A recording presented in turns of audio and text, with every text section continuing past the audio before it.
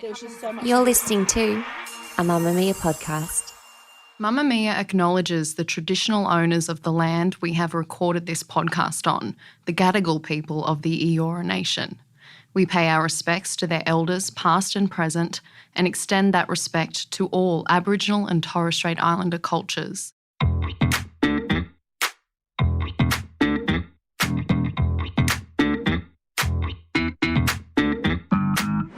Hello and welcome to Cancelled, the podcast that looks at silly, celebrity or royal crimes and assigns charges and sentences to them so we can all move on with our lives.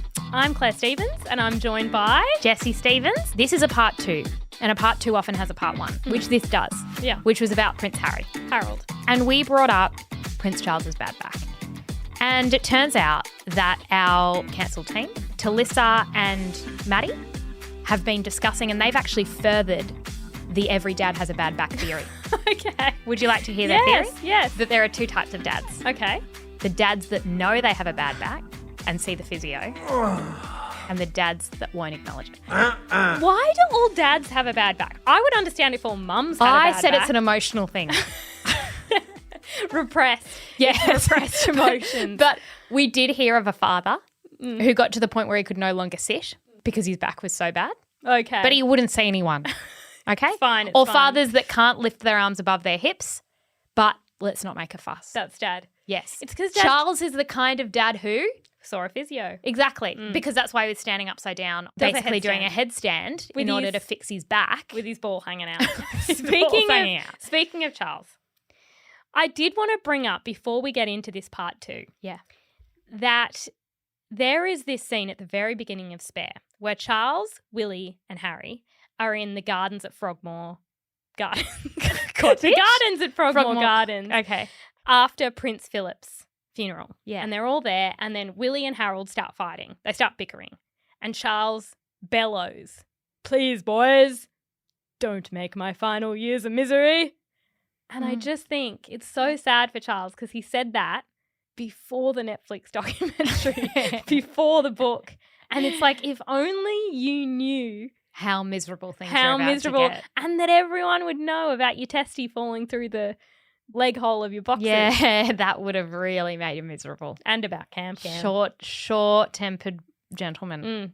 Personally, I don't think we talked enough about Harry's frost-nipped penis in part 1. Interesting. On that, if I were to Google frostbitten penis and then click images, do you think there'd be such thing as an image of a frostbitten penis? I'm actually disappointed that I haven't Googled it. But the thing you've got to remember, and this is important, it wasn't frostbitten, it was frost-nipped. And that's different. Yeah, right. It was just a nip. This is annoying. So I Google frostbitten penis, all I see is a picture of Harry's face. It's a lot. Okay.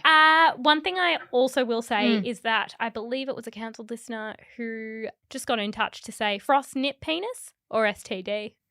And I went, oh, me love that theory. My structure for today is as follows. Harry's scandals, including the infamous costume, stripping in Vegas, snorting vodka, and so on. The Oprah interview. That Time cover that you forgot. Harry and Meghan, the Netflix documentary. And Harry being lovable. Feat. James Corden. Jessie, Harry's scandals. In 2005, Willy's friend is having a dress-up party. The theme is native and colonial. Oh, Pause. Speaking of people we cancel along the way. Willy's friend. We need to talk about the man who thought that theme was a good idea because he's the real criminal here. In Harry's defense, there's not a good costume. There was not a good costume. It's such a private schoolboy move. Repeat what the theme was? Native and colonial. Even the words are a little It doesn't even make sense. No, sorry. The theme is offensive. Regardless of costumes. Yeah. There are no good costumes. But there is a terrible costume. And a Nazi costume is the very worst costume. And that's what I don't know if with. It's the worst. I think I can think of worse. I think it's up there with the worst. I was going to say abominable. I don't know if that's the word I'm looking for. No. But I'm also thinking that we're speaking of native. I can see a lot of white men being like, you know what's funny is something as deplorable as blackface. Yeah. Like I think it's inviting people to go as the worst with the worst costumes you can imagine. I think he probably felt very much at home at that party. Yes. Harry was 20 when he chose to dress as a Nazi soldier with a red armband emblazoned with a big swastika. Did he say where he got the costume? Yes, Like a costume shop. He was tossing up between a pilot costume and the Nazi costume. Should have gone the pilot. And he should have. And he actually ended up being a pilot. So it would have been very nice. But a photo of him from the party ran on the front page of The Sun, and the media obviously heavily criticised him for it.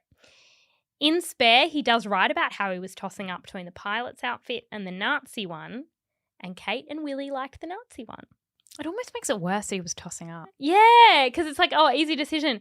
But my thing is, it's not Willy's fault.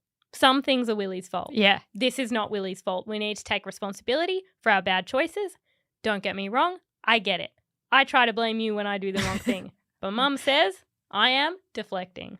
Yes, we are deflecting. You gotta own it. Now, Harry says in the book that he went to see London's then Chief Rabbi, Lord Sachs, to talk about what he had done. And he also went to Berlin and spoke to a Holocaust survivor. Imagine being A, that survivor, and B, that rabbi. Being like do I must I?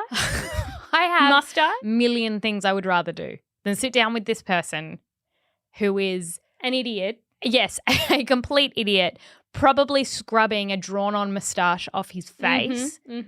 To then sit there and explain to him why Nazis are bad. Like, I have done... He did have a moustache. Okay, I have done... And that Holocaust survivor, leave him alone.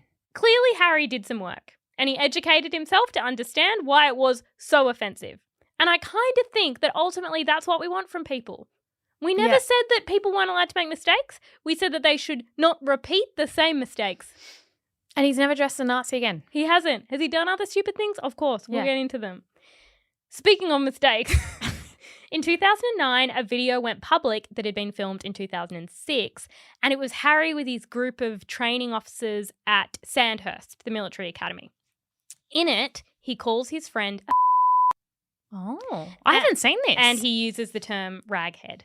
Ooh. So he's talking about his friend Ahmed, who apparently was like the most loved person in that military squad, whatever they call them. He loves Ahmed. And Ahmed apparently was not offended and said to Harry, like, I don't care. Right. But that's kind of not the point. The point is you shouldn't be using derogatory racial slurs in the first place. Yeah, and they're complicated. No, I get it from both sides in that if you have a mateship with someone, nicknames can be really offensive. But even when he says, I don't find that offensive, is he in any position to be like, actually, I wish people wouldn't call me that? Yeah, actually, Prince Harry. Yeah, exactly right. Who's, I think your father may own the army. I think I'm employed by you. There's a power imbalance. There is a power imbalance. So in 2012, Prince Harry then takes a trip to Vegas and he participates in a casual game of strip billiards.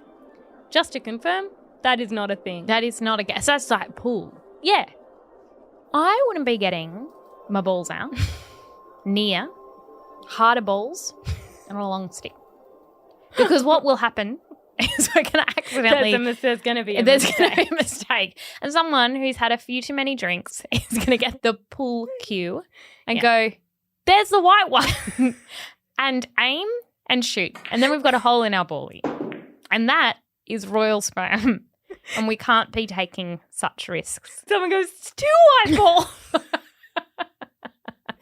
Importantly, I worried about the Vegas trip. Okay. Not because of the exposed balls, but because of his exposure to the sun. Because did you see him in the pool? Yeah. He looked like he was going to get burned. He looked so British. He was pink from the sun. Always. Very, very fair. His skin is not built for any climate. According to Spare, other than he London. hates the heat. Really? Like his father. Really? Mhm. Yes, because his skin isn't built to handle it. And you can tell he's got a bit of a heat rash. But he's got his shirt off because everyone else does. He's in the pool. Yeah. And he's got a big sun hat on for protection. It's a good hat. He looks good in his hat. Oh, you think? Yeah. I think it's more of a hat for purpose. Like it's not a cap, you know? It's not No. like a Leonardo DiCaprio, I'm famous. I thought he was like ahead of his time, wearing like a wide brimmed I hat. think it's a sun-safe hat. Okay. Is more the vibe. He's got his sunnies on, and apparently he got so drunk that he wanted a tattoo of Botswana on his foot. Did you hear that? Did he get it? No, his friends held him back. Oh, okay, good. Well, on that trip, He was with a security person. So he takes his security person with him to Vegas. And the press is already furious. One, there's the nude pictures of him playing strip. Allegedly, billiards. and I haven't fact-checked this, but I thought I read that those nude pictures from Vegas were taken on a private phone and then the phone was tapped. So it wasn't even that it got leaked or anything. So that was questionable circumstance. I actually felt for Harry in that way. Oh, no, I don't think that was a crime. Let me get that clear. You can take your pants off.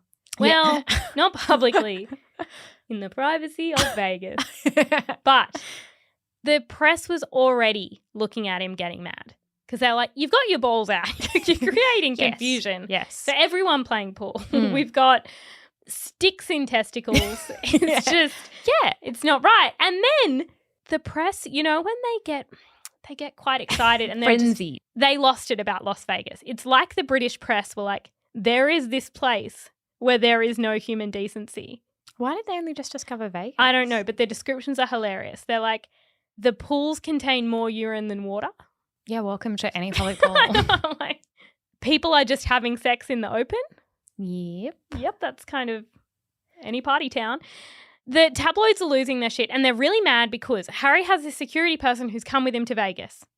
But the security person was partying the whole time. And they're like, why is that person partying on taxpayer dollars? Because the British taxpayer is paying for that security to get fucked up in Vegas. I mean, did Harry get hurt? Sounds like he did his job. He did. He stopped him from getting the Botswana tattoo. Isn't that what we want? Now, we're all over the place time-wise because who among us has not had a weird day in Vegas? I lost a day. We're all over the place time-wise, but in 2004, Harry got into a scuffle with a photographer. He's leaving a nightclub in London, and there's this group of photographers taking his photo. And a spokesperson said at the time that Prince Harry was hit in the face by a camera as photographers crowded around him as he was getting into a car. Annoying. In pushing the camera away, it's understood that a photographer's lip was cut. Now, the photographer said, Harry lashed out and then deliberately pushed my camera into my face. The base of the camera struck me and cut my bottom lip. Sounded like Harry was trying to get into a car and your camera was in the way. And your lip. The photographer said he was repeatedly saying, why are you doing this? Why don't you just leave me alone? And in Harry's defense, why are you doing this? Why don't you just leave him alone? So I'm kind of on Harry's side there. I say, if your camera's in my way, I'm probably going to push it into your lip. Soz. Agree. In 2007, it was reported by a very trustworthy source called News of the World, which is now defunct.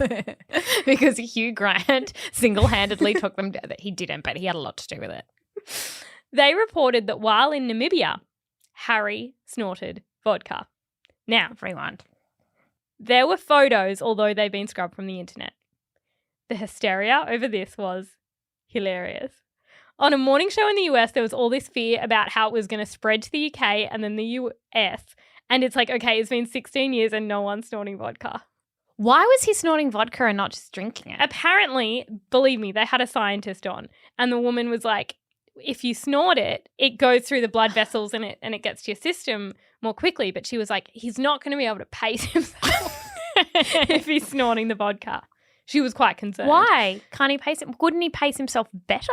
No, because it like breaks straight through the bloody membranes and goes straight into your bloodstream. Like with alcohol, the processing time is slower, so you can be like, oh, one too many. But if you're snorting it... Oh, you could do like 8 shots and then they hit you all at once. Yes. Right. But, Jessie, it reminds me of that one time. Do you remember when 60 Minutes did a special about teenagers? Alcohol in the eyeballs? Putting vodka in their eyeballs. Yeah. The hysteria. The teens, and I was a teen at the time. Yeah. And I remember Mum being like, oh, watch this 60 Minutes. It's so concerning. And I remember putting my hand up and being like, I'm going to go on the record. No one's ever done that. And it was about teens pouring alcohol into their eyeballs? Into their eyeball. And it's like, okay, teenagers are idiots, yes. But quite quickly you can be like, that looks like it stings. That would burn. And it's also, pouring vodka into my throat also works. Yeah. We don't need to find new orifices. It's like a one-off novelty. Like it's not going to catch on. Can you even snort a liquid? You should do it on the cancelled Instagram. I'll snort water. No, what? No, that's not fun. No, you have to snort our producer just said, we're not encouraging that. That is for private twin time. I also feel like we should state that is not recommended by health professionals. No, but I also want to state your hysteria isn't helping, and getting yourself into a frenzy makes things more of a trend than they are. It's like no one had heard vodka snorting until you made it a segment on every program in every country in the world. And then 15 years later, we brought it up on Cancelled for entertainment purposes. Jessie, moving on to the Oprah interview. It's March 2021, and after stepping back from the royal family, Prince Harry and Meghan Markle go full American and sit down with Oprah for a tell-all interview. Were you silent or were you silenced? The latter. Jessie, I feel like we didn't understand what a big deal this was at the time. No, I did. I was like, oh, okay, yeah, they're talking to Oprah. No, royals don't just talk to Oprah. No, it was earth-shattering, history-making. Some said that Meghan had too much eyeliner on. Yeah. I remember talking about that, and that it looked like a bird had done a white poo on her shoulder. Do you remember that? Yes. Because of the dress. The dress is like $6,000. Was it? It was an expensive dress. Louis Vuitton or something. Oh, okay. And it was in someone's backyard? Their backyard. COVID safe. Gossip. We won't wear masks because that does tend to muffle the gossip. So we'll sit outdoors with just some social distancing. Yeah. In the interview, the first part was Meghan on her own, then Harry joined them. But I will say, just because Harry wasn't there doesn't mean he didn't commit crimes. Because I am going to share crimes that he committed that we only learnt about through Meghan. Oh, right. Meghan says to Oprah, I went into it naively, it being the royal family. I saw an Out Louder recently say there's a book she found on the internet that tells you how to be a royal, and why didn't Meghan just buy it? Great question, Jeff. But more importantly, why didn't Harry buy it for Meghan? That's my question. Because when you're with somebody, it is their job to tell you the essentials. Yeah. So Meghan says, I didn't grow up watching the royal family. I didn't do any research. I'd never looked up my husband online. Everything I needed to know, he was telling me. No, he wasn't. Here's a problem with families, though. You don't know how weird it is until there's a new person there, an observer. So you're like, what do you mean you don't bow at grandma? Yeah.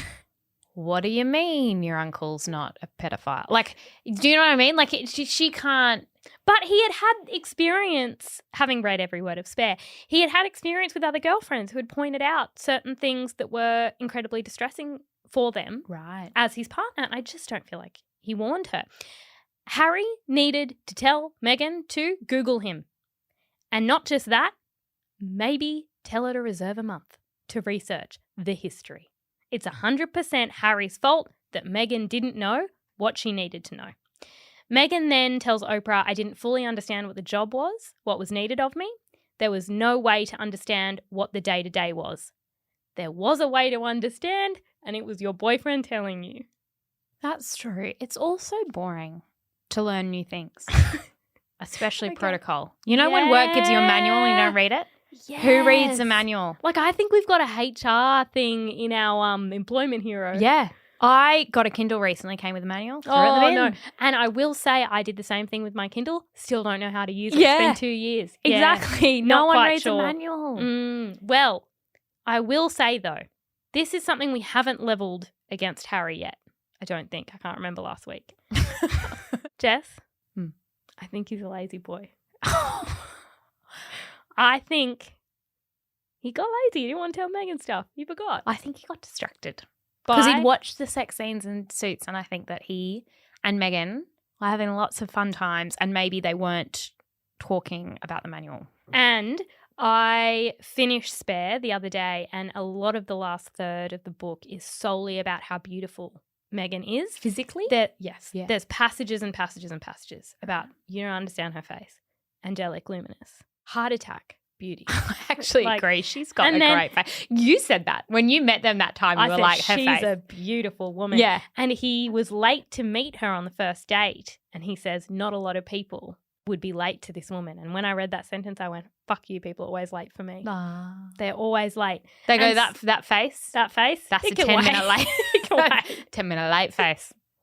Yeah, I'd relate. Anyway, my point is, He got distracted by her face, and honestly, fair enough. So did all of us. But he forgot to tell her crucial details, such as grandma, queen, dad, future king. Speaking of lazy, and I don't want to be here throwing shade at people who get ghostwriters. You didn't write a book. He didn't write his book. And I didn't bring that last week either because it does sound petty. But I heard someone completely unrelated, an American, talking about writing this book and, oh, my God, it's just so stressful, blah, blah, blah, blah, blah. And then someone said, are you writing it? And he said no. And he's getting someone to write it. Okay. So what we're doing is we're not writing a book. We're being interviewed, which is also a thing, but it's a different thing. It's not writing a book. I heard someone say it is having a series of therapy sessions. Did you know that it was 50 Zoom sessions? Harry doing that book. Yeah. Well, I have to say, he says school wasn't his strong point. He admits that. Not a reader. Not a great reader. Doesn't claim to be a great writer.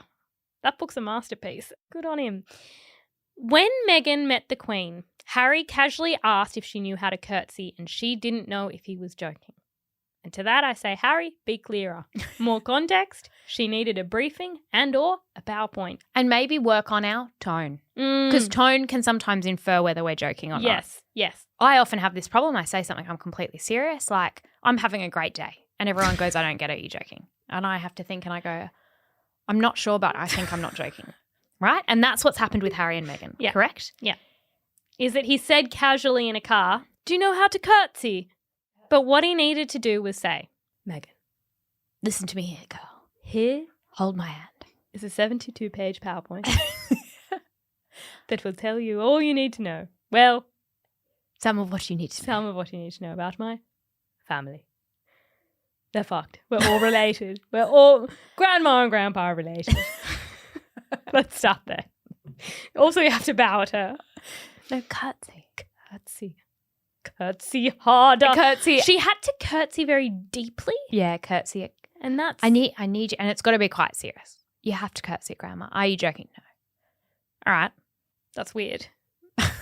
But Clear, very clear that he's not kidding. It's communication skills. But we know he's a lazy boy.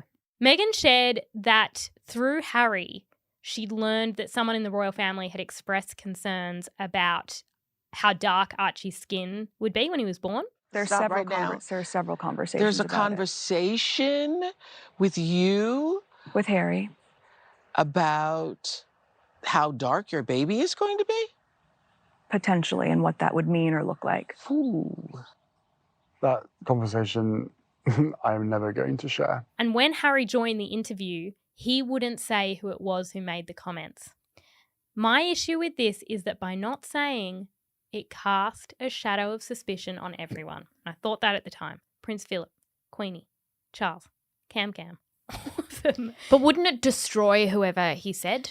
Wasn't he pointing to say it? Yeah, but he was pointing to a broader sense of things. I kind of get it. I think it was Philip. No, I think it was Charles. I thought it was Philip. I think he said it wasn't Philip. I don't know. See what I mean? Everyone's reputation is damaged.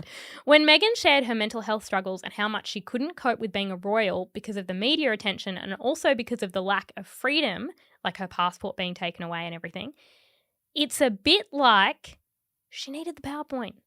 Harry could have given her just a quick little sheet. Here's some FAQs. And some in case of emergencies. Yeah. I think he liked her too much and he didn't want to tell her, which I understand, but I do not condone. Yeah. There are family members I kind of don't tell a partner about. And then you're engaged and you're like, what are you going to do? She's here now. Yeah, exactly. Harry told Oprah that Charles stopped taking his calls. And that's probably when Charles and Willy were like, dude, we feel like you're going to tell Oprah everything. Like, Harry, no offense, but you were going to leak it, which is fine. He also talked about Meghan being excellent during their royal tour and how that would have bred jealousy among the royals. That would have pissed off the royal family so much. Charles and Cam would have been seething. Meghan was just better at doing the job than you two. And Cam's like, I have been training for so long. But she was good and there was a fuss. There was a fuss about Meghan. Harry said his brother and father were trapped. They are trapped. They don't get to leave. And I have huge compassion for that. Which was probably true. But they're probably like, it's not good for the vibe of the monarchy for you to tell everybody that we're imprisoned. yeah, and we can't say it. By tradition. Yeah. So that was the Oprah interview. Jesse, that Time cover that you definitely forgot. It's September 2021 and Time magazine have released a list of the 100 most influential people of the year. On the list, the Duke and Duchess of Sussex. Weren't they on the cover? Or were there a few covers? There are a few covers, I think. This was the write-up about them, very American.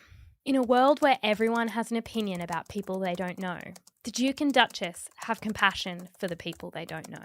They don't just opine, they run towards the struggle. Whenever someone uses the word opine, they used a different word and then they thesaurused it and then they got to opine. They weren't opinionated. Because no one naturally or seamlessly uses the word opine. I've never heard it said in a conversation. No. Firstly, I'd like to say that I have lots of opinions about people I don't know. That's why you're not in Time. Including, but not limited to, Time's photographer, their lighting person, their photoshopping person, their wardrobe person, and whoever was responsible for pasting Harry's face onto someone else's body. Jesse, tell me what is happening here. Okay, it's a very unusual image. Harry looks like a sticker and there's no shadow cast from his face, which is very unusual. It does look like it's two separate images photoshopped together, to which I ask why. They're a couple they can touch. They're in their own COVID bubble. Oh, I love this. There is a tweet that reads, "Why is this Bella and Edward?" Yeah. It's a very Bella and Edward vibe. And, of course, the most viral reaction to this was about how it looked like Harry was her hairdresser and that they're both looking in a mirror, but both looking at Meghan. Yeah. You know, like Harry's not looking – he's hunched. It's Why is really he in black weird. and she's in white? The whole thing is not right. Why does Meghan look like she's standing up to a high school bully and Prince Harry is behind her being like, yeah, what she said? That's what she said. And is the bully England or is the bully alternatively Camp?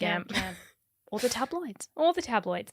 Why does it look like Prince Harry has just given Meghan a makeover? Princess Diaries. Only Paolo can take this and give you A princess. Well, maybe that's what they were going for. Yeah. A nod to Princess Diaries. Actually, that'd be quite clever.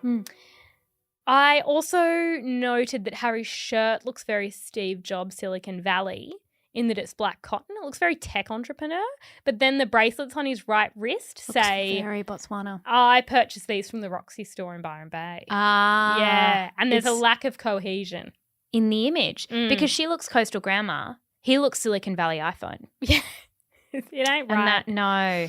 The other photos look like Harry and Meghan have been photoshopped into the garden from Avatar. These. I remember. Why are we green screening our background? What do you think of that one?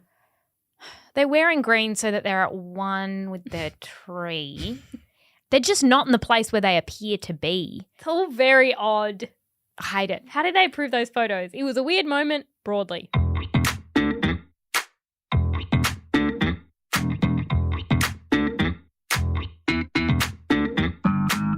Jesse, Harry and Meghan, the Netflix documentary. The doco begins with white text on a black background, informing us that this documentary series is a first-hand account with never-before-seen footage, all filmed before August 2022. Why does it feel exactly like a true crime documentary, except without the murder? But maybe there was also a little bit of a murder. We're told that members of the royal family declined to comment on the content in the series, and it's like, no shit. We didn't think William would be popping up like, hey, well, I didn't see that. Yeah, he's too busy being like, everything's fine.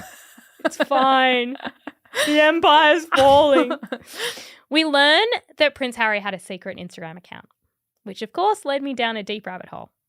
And it appears his handle was at Spiky Mouse with a 5. Mouse. Mouse. That Instagram handle makes me think it was a miracle that he ever secured a date with anyone. Spiky Mouse, yeah. Spiky Mouse. When Meghan scrolled through his account, she found beautiful photography and environmental shots. And can we be real and admit that nothing on Instagram is worse than someone who shares photos of wildlife and not themselves? Jesse, what do you think of the photos from his Instagram? Better than Brooklyn Beckham. Okay. Still not good. So we've got an elephant kind of standing in the wilderness. We've got an elephant on its side. I mean, that could be Harry. That could be a stock image of a man with a hat on. If he doesn't like the heat, why is he so obsessed with this one? I know. He must get so hot and uncomfortable. I know. I hope that elephant's okay. And then we have a sunset. I don't need to see that if I'm trying to work out whether I'm sexually attracted to you.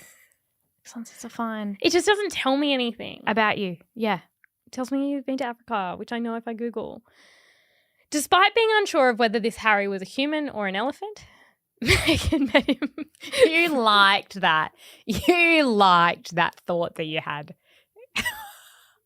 She didn't know because it could have been an elephant. Well, that's the thing. There are actually more pictures of elephants. Can you imagine the elephant running the spiky mouth account with its big thing? No, it goes to a caption, smashes the phone.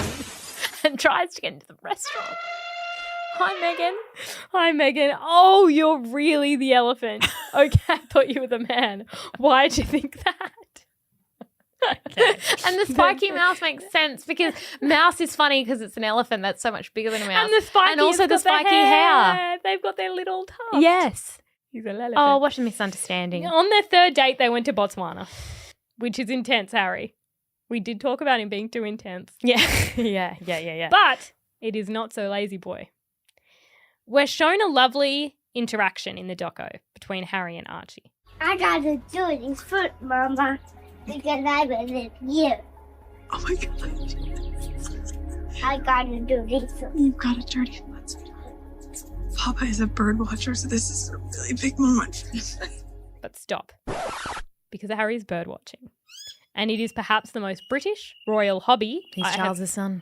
I've ever come. He is his father's son. He is watching some birds. Because good old Charles, he wrote The Gardens of Cornwall. But he's also done some books about birds. Has he? Yeah. Because Harry might write The Birds of Cornwall. Oh, The Birds Fellow. Oh, yeah. I just go around with his binoculars and runs into a Kardashian. Sorry, I was looking for a crow. I don't know what birds they have in LA. Hi, Kylie. I thought you were a crow. You're like, oh, this guy's so weird. Well, you know who won't read the bird book is Archie, because he keeps yelling, I have a dirty foot. I have a dirty foot. And I've never related so hard. Yeah. Because that sounds like an emergency. And the Wash birds are the boring. poor boy's foot. Wash his Wash foot. it. It's all dirty. We get to Harry and Meghan's wedding, and that's when they moved into Notcott. Notcott, bit of Nottingham Notcott, yeah. Cottage. And it was very small, and Harry kept hitting his head. We get the whole thing about how Oprah was like, no one would ever believe it. Well, Oprah came over for tea, didn't she? She did. And when she came in, she sat down, she goes, no one would ever believe it. No one would ever believe it. Shut up, Oprah. You live in a mansion. You don't understand. They're kind of saying their free house wasn't that nice. That was I think the vibe. fair call. Oh, I don't know. It was free. Harry then talks about the Australia tour. And, as we've mentioned many times on this show, I was there. And just some quick observations. 1, Harry was tall. 2, Harry was hot. 3, he looked great in a suit. 4, remember how much he loved Daphne? The old lady. Yeah.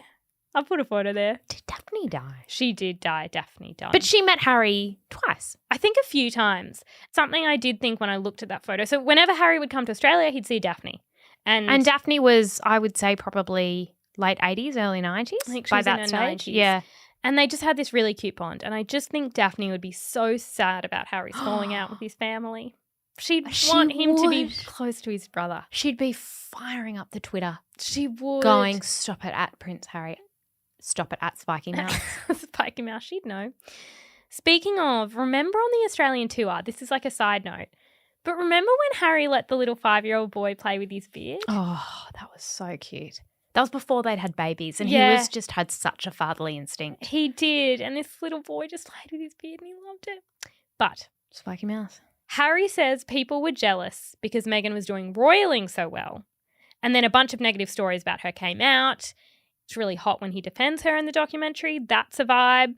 We learn the story of how Meghan and Harry were pushed rather than kind of totally voluntarily stepping back, and how they moved to Vancouver Island, then Santa Barbara. And again, Harry doesn't like the heat. How is he coping with Santa Barbara?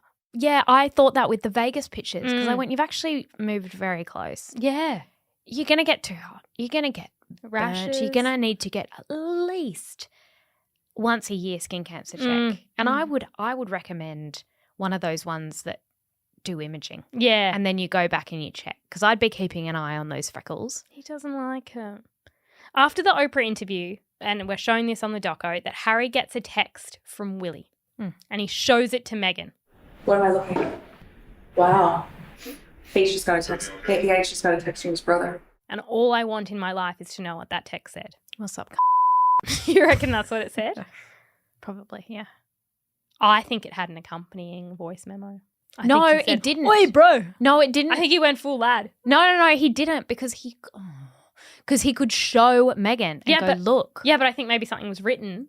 And what then was there written? Was also something like, why'd you tell her our family secret? And then I think that the voice memo was him being like, bloody thing.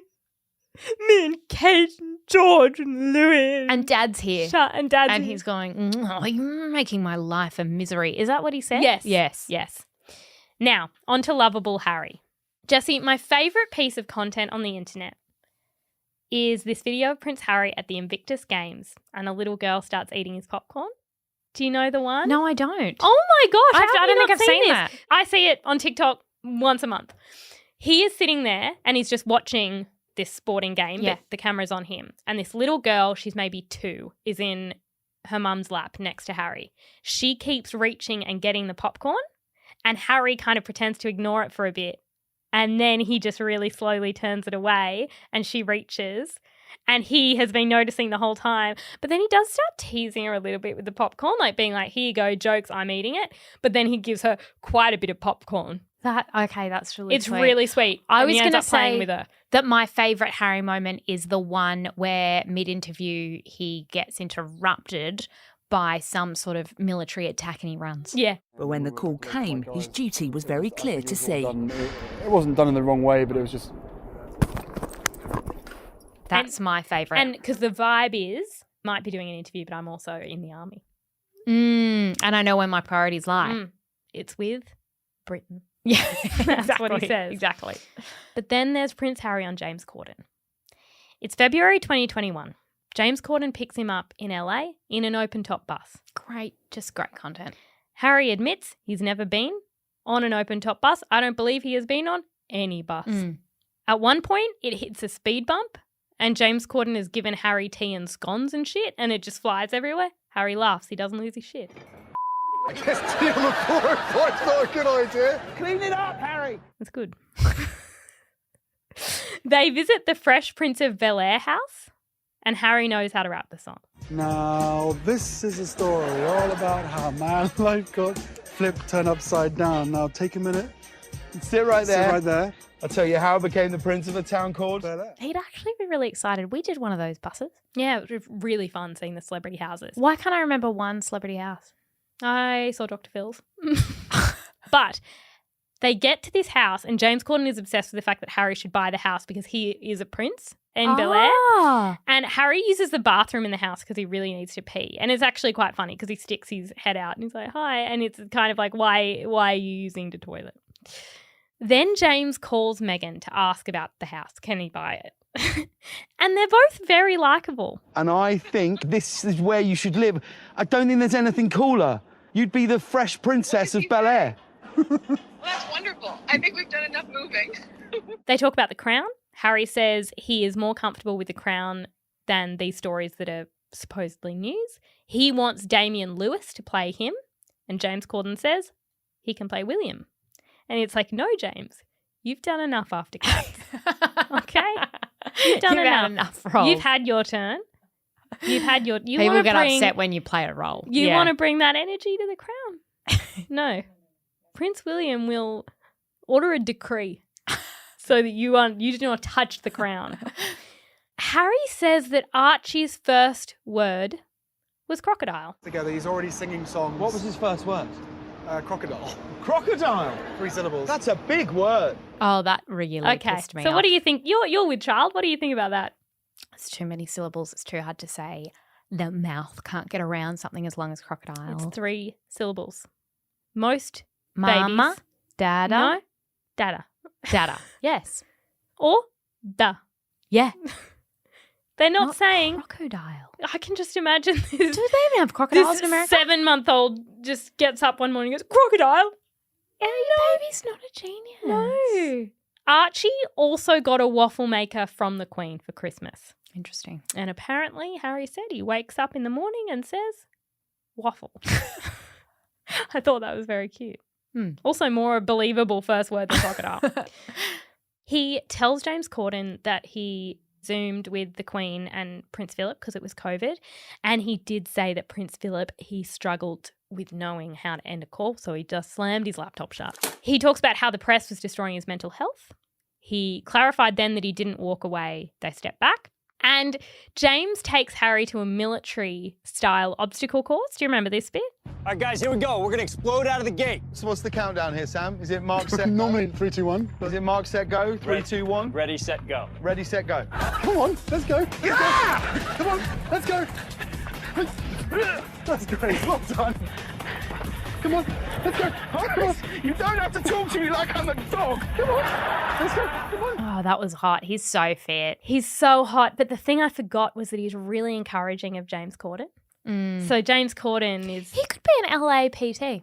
Yeah. Like, I reckon I could see him kind of at a gym, even at that famous beach, just being like, one more push-up. Yeah, that's an honest living. Yeah. And people would go, not because he'd be a great PT, but oh my God, I'm hanging out with Prince Harry. That's Prince Harry. Yeah. Getting me to do a sit-up. I'd do a sit-up for Prince Harry. Me too. Jessie, it's time for charges and sentences. The charge is pretty obvious. It is getting our ballies too close to a pool table. And a stick. And a stick and a cue. You know how we were saying that the ballies might get confused for white balls, red balls, blue balls, blue you balls, never know. whatever, state they're in at that stage. His Willy could get confused as a cue. The whole thing is very phallic. Yeah. Because then what we've got is we've got the tip of Prince Harry's penis on the billiards balls, which are for other patrons. If you're going to catch anything from anything, it's a billiard ball in Vegas. See, speaking of STIs, you're right. It wasn't Frostnip. It wasn't Frostnip. It was one of them Vegas diseases. One of them Vegas diseases. Yeah. Has the man served his sentence? He had a sore dick on his brother's wedding. I mean, that's probably he has served his sentence because it hurt. And then I thought about the time cover and I was imagining he's standing there naked, holding 2 white balls over his balls and then holding like a cue over his Willy. And I like that. So that's his sentence? Maybe. What's your charge? Being a lazy boy when it came to his relationship with Meghan. He needed... And the writing of the book. And the writing of the book. He needed to give her more details about the royal family and brief her appropriately on such people as his uncle, accused sex offender, Prince Andrew, but also his grandmother, also known as the Queen of England, who must be called Your Majesty in person. Also, he needed to tell Meghan that his brother was the future king and his brother's wife was the future queen consort or whatever, and therefore, the dynamic would be a bit strange. He can't touch her lip gloss. He can't touch her lip gloss. And you probably can't insult her hormones. She's the boss of you, legally, socially. All of us. All of us. Me.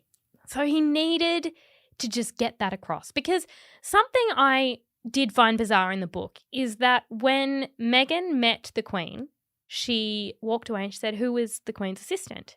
Yeah, and that was Prince Andrew. And it was Prince Andrew. And I went, you probably could have told her about him. He's how been in the news. How people say just to flag, and that's annoying. Just to flag. I think she needed a few just to flag. Just to flag? Uncle Andy, don't go near him. Don't go near him. Don't go in any jets with him. No. Or his mates. No. They're in so, prison. What is the sentence? Apologise to poor Meghan, first of all. Calmly explain to her that your father is the king and there's approximately 1,000 years of royal history you should probably go through as a family, and most of it is and will probably personally offend her. Then I'd like him to write a comical history of the royal family so that I can understand too. Right. He's still got books to write in his contract, remember? They did the bench. And they really... Bench was a cop-out because it was a kid's book with about 200 words. Yeah. Spare delivered, although he did get someone else to do his assignment. But I think they got 2 more books. I think it's a 4-book deal. How to be a royal, what I should have told No, I've got a name. The name of the next book is Heir. Instead of spare, it's air. He could interview his brother Willy. I don't think that. He'll probably say no. So then he'll ask his father. No. He can interview George. What's it like to be the heir? George says, you got any sweets? Okay, what an interview. But he writes heir, and what he does is he really does the British monarchy, the modern British monarchy from start to now, and really explains it in a very accessible way. I'm not saying you got to write it. I'm saying he needs to get someone to ghostwrite it for him. Okay, but maybe help them with contacts. Point to the people. Yeah. And make it be fun. Yeah. Illustrations, things of that nature. So what are you calling it again? Air. All right. Air. Because you're written spare. That's my sentence. What should the fourth book be? Oh, I'll say it. Megan Skincare. Is that bad? She's got beautiful skin. She's got beautiful skin. I think she needs to write a skincare book. That's very clever. Thank you so much for joining us for this episode of Cancelled. We will put any receipts, obviously the time pictures, up on our Instagram account at @thetwinsthoughts _thoughts. We will include such things as that video we were talking about with the popcorn. The James Corden thing, it's all going up there. Love it. If you have any suggestions for people you'd like to hear us talk about on Cancelled, or any charges or sentences, then please call the pod phone on 02 8999 9386, or you can email us at podcast@mamamia.com.au. And if you love what we do, then we would love you to leave us a review, which rhymes.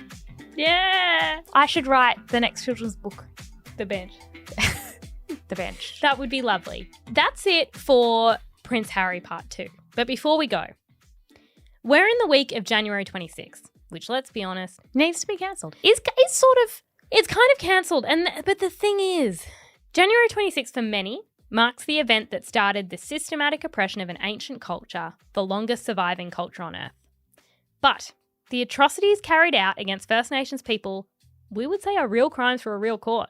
Oh, they're not silly enough to be in the council court. And we here at Council, we're not a real court. We very rarely say the words "we're not qualified," but we are absolutely not qualified, except to say, cancel it. Cancel it. Cancel it all. Yep. But our pals over at Fill My Cup, another Mamamia podcast, have done some incredible work. Leah Potter, love Leah Potter. She's just, what she does for my mental health, I can't tell you. She shares why it's important to scrap the date from a First Nations perspective, and also some tips on how to be a good ally on what is a very hard day for many. There's a link in the show notes, so make sure you head over there. The executive producer of Cancelled is Talissa Bazaz, with audio editing by Leah Porges, and we will be back next week. Bye. Bye. If you believe in purpose-driven women's media, consider subscribing to Mamamia. Not only does subscribing to Mamamia help us keep creating, but it enables us to educate girls in some of the most vulnerable communities in the world. Subscribe to Mamamia.